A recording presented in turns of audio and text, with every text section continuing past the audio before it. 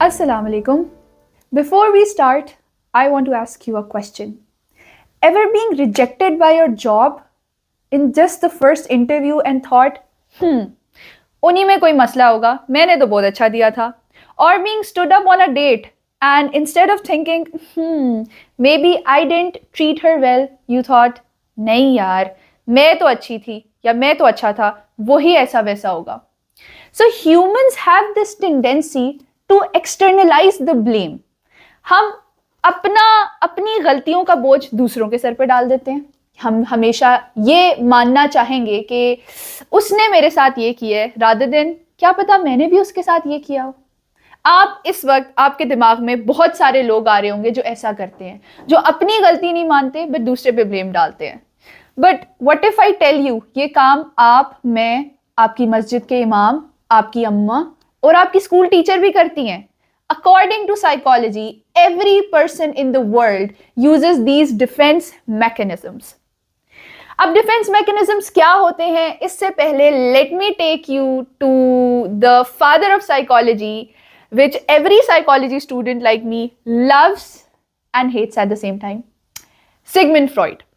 Defence mechanisms की theory हमारे सामने पेश की थी सिगमंड फ्रॉइड ने. अब ये थ्योरी क्या कहती है? बेसिकली सिगमंड फ्रॉइड सेज कि हर इंसान अनवांटेड इमोशंस को अवॉइड करने की कोशिश करता है.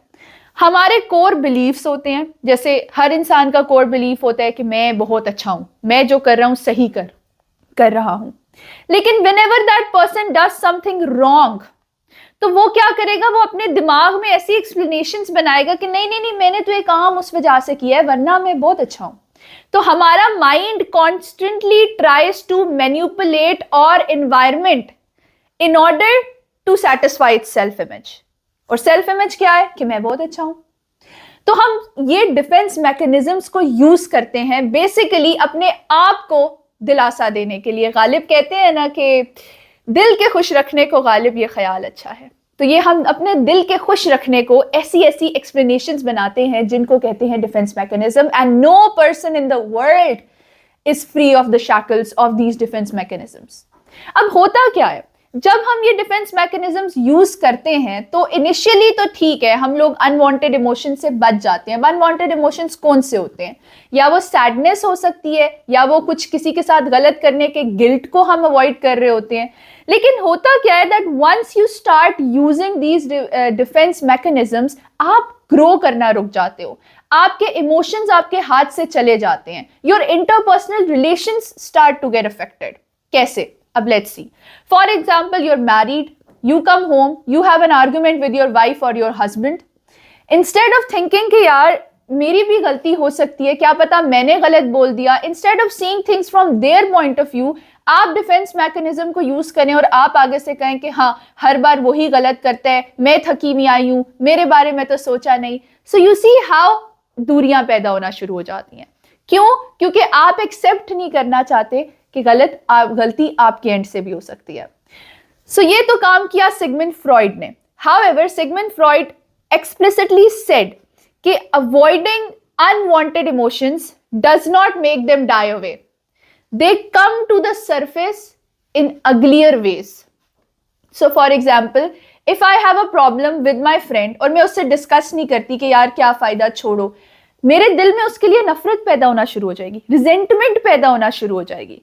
Just because I ignored my emotion does not mean that that emotion went away. ये बात हमें समझने की बहुत जरूरत है. हमारी सोसाइटी में हमेशा कह दिया जाता है कि बस भाई छोड़ दो, भूल जाओ, चुप कर जाओ, सब्र कर जाओ, बस रहने दो. लेकिन जब हम ऐसे करते जाते हैं तो हमारे दिमाग से, हमारे माइंड से वो चीज जाती नहीं है. That phenomenon stage.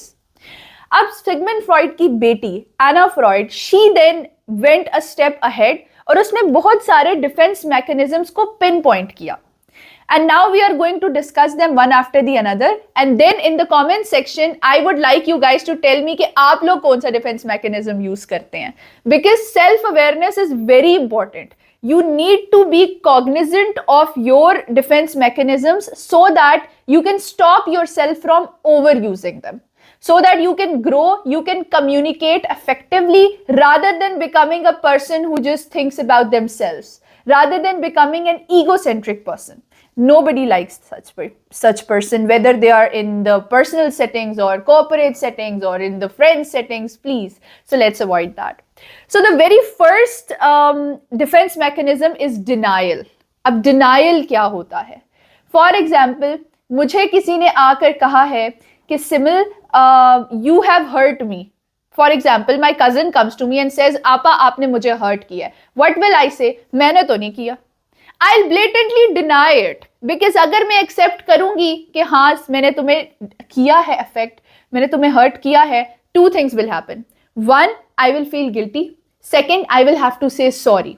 और हम इंसानों में इतना नेगेटिव प्राइड एंड ईगो होती है कि हम अपने से छोटों को तो सॉरी कहना गुनाह समझते हैं. सो in order to avoid saying sorry and feeling guilty and accepting my mistake, what will I do? I will say, मैंने तो नहीं किया शिंजा, I didn't do that Maha. That is how I will play in my own mind and I'll accept it कि मेरी गलती नहीं है, it was her fault. So this is a defense mechanism. इसकी एक और example है that if you tell a smoker, a person smokes and you go to them and you tell them that smoking is very harmful, it can give you lung cancer, वो क्या कहेंगे? नहीं नहीं ऐसा कुछ नहीं होता, ऐसे नहीं, मेरे साथ कुछ नहीं होगा. So you avoid these thoughts. आप इनको दिमाग से निकाल देते हो कि नहीं नहीं नहीं होगा ही नहीं. आप फैक्ट्स को एक्सेप्ट नहीं करते. It's a very dangerous defence mechanism and it should be avoided at all costs. Second is repression. In repression you forget that something has occurred. आप उसको भुला ही देते हो अपने दिमाग से, आप उसको डिनाई नहीं करते. You forget that it has happened. For example, and why do you do this in our society? We often hear people say, "बेटा भूल जाओ, ये हुआ है, इसको भूल जाओ."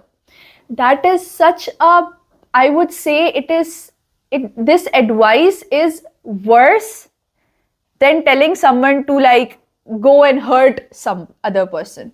Because once you do this, once you start forgetting events, they come to the surface in uglier ways.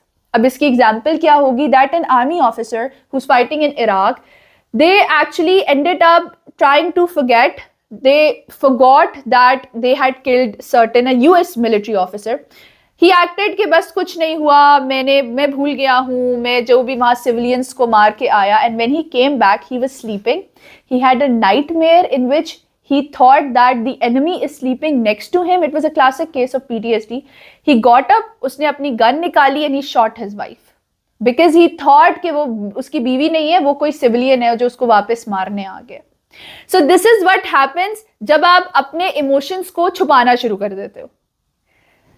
Then we have displacement. I think every single person in the world has used it. It's an open challenge. If you have watched the video till here, do tell me in the comment section if you've used it or not. I'm pretty sure you've used it. Displacement is idhar ka gussa udhar nikalna. For example, my teacher has been very angry on me. ठीक है, she has been unfair, उन्होंने मुझे बुरा grade दिया है. अब मैं अपनी टीचर को तो कुछ नहीं कह सकती, वो मेरे से सोशल स्टेटस में she is above me. What will I do? I'll come home, I'll see my little sibling, he'd come to me and say, आपा आपने नहीं किया, I'll just slap him. मैं अपना स्कूल, ऑफिस, यूनिवर्सिटी का गुस्सा घर आकर अपने सिबलिंग पे उतार दूंगी. और क्या हो सकता है कि मेरी अपने हस्बैंड से लड़ाई हुई है और उसका जो जितना भी वो सारा मेरी नेगेटिव इमोशंस है वो मैं अपनी मेड को डांट दूं.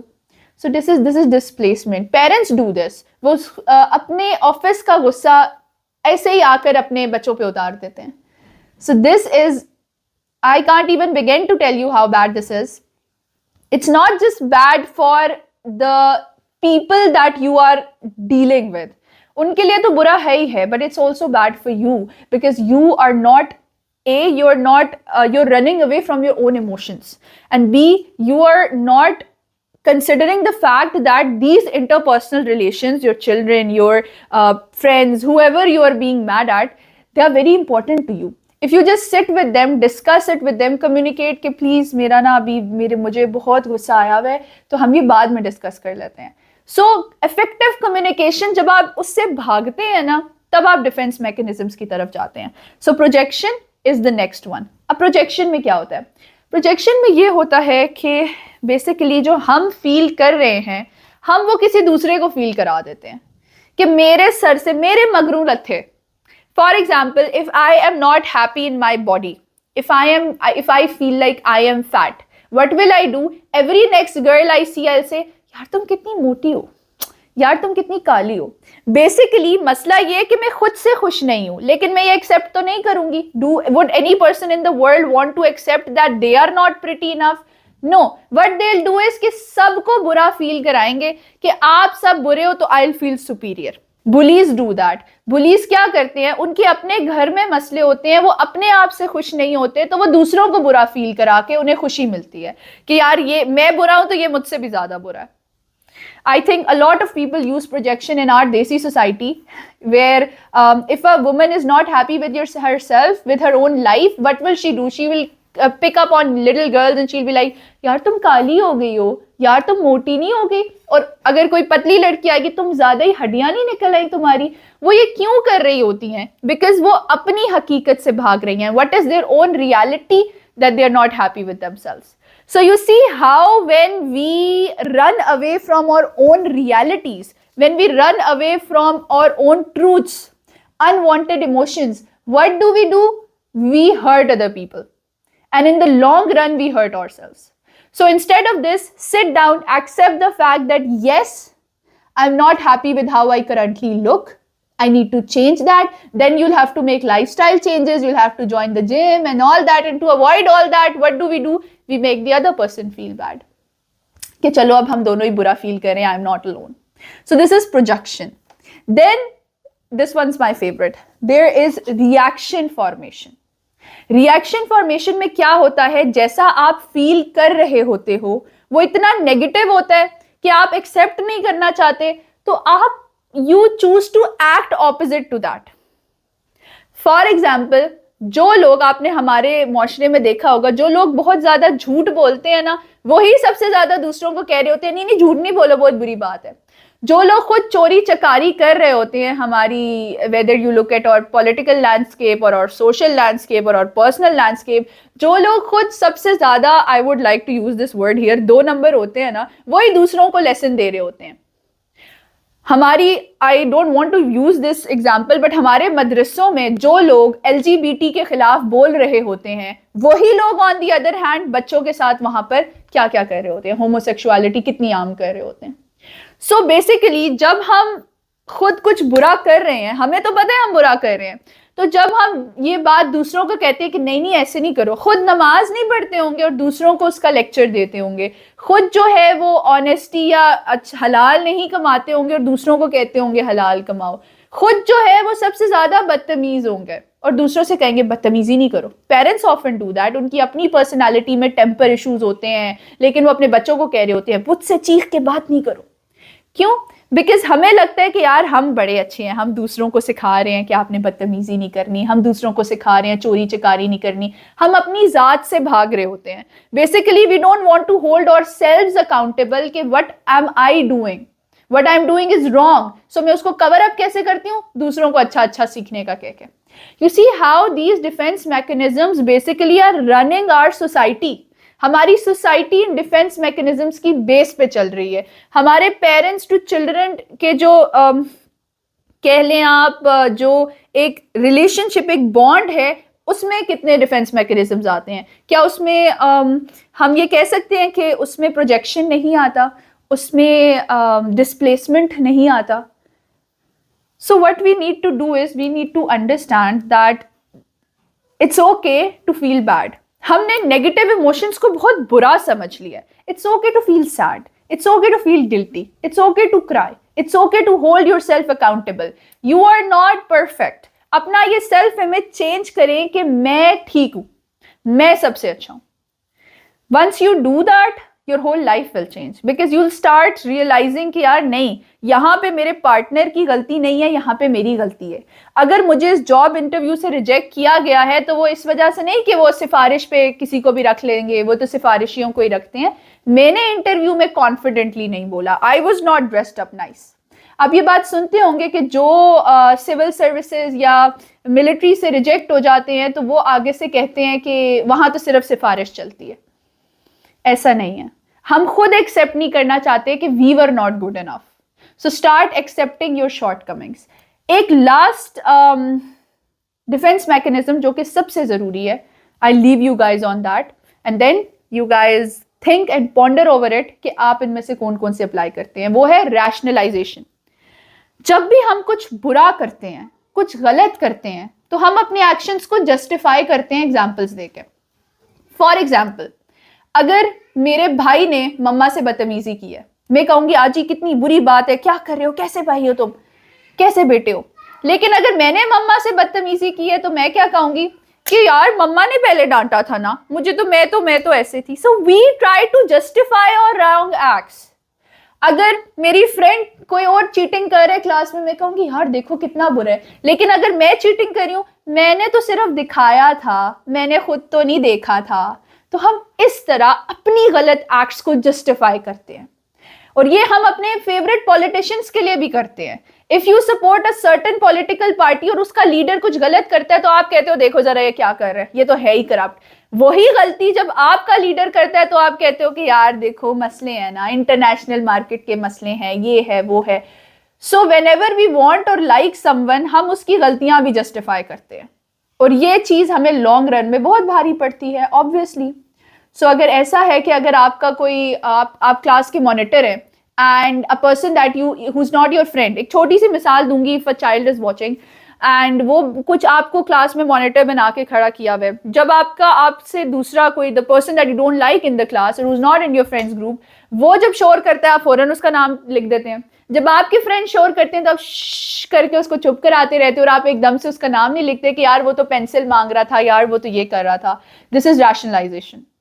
So these are the defense mechanisms that are destroying us, that are हमारी एक फसाद हमने अपने सामने क्रिएट किया है कि हम बहुत अच्छे हैं, and behind that is an uglier interior that we don't want to deal with, that we don't want to come face to face.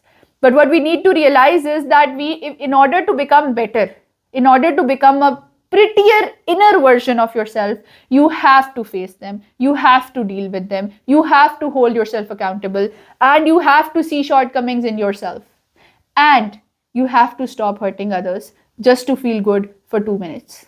This is the director health content of News Guru, Simal Naseeb, with another very interesting topic. I would like to know your take on this. So please comment down below what you think about these defense mechanisms, where you use them. And inshallah, we'll meet next time with another video. And let's all pray Fatiha for Sigmund Freud. Allah Hafiz.